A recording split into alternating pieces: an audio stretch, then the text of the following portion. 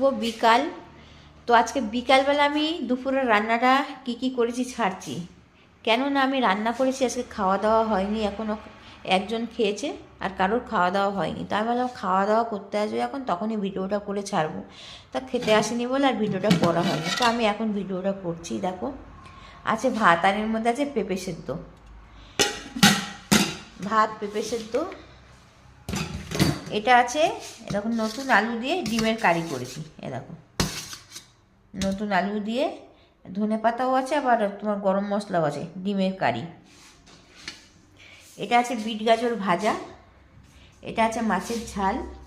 এটা আছে সব রকম সবজি দিয়ে, পুঁই মিটুলি দিয়ে একটা চচ্চড়ি। এটা আছে মূলো, বেগুন, না মূলো, তোমার কি বলো, সব নাম ভুলেও গেছি, সিম, তারপর তোমার পেঁপে, অনেক কিছু আছে, কুমড়ো, সব দিয়ে মনে পড়ছে না এখন। এটা আছে মাছের মাথা, ডাল দিয়ে করেছিলাম। তো এই আজকে রান্না করেছি। আজকে আমি সকাল থেকে ভিডিও ছাড়িনি, ছাড়তে মানে এত ঠান্ডা পড়েছে না বন্ধুরা, কি বলবো, ভালো লাগে না ভিডিও করতে। মানে এত ঠান্ডা লেগেছে, আমার কথাই বুঝতে পারছো না, মানে নাকে নাকে কথা হচ্ছে, সেই জন্য ভিডিও করিনি।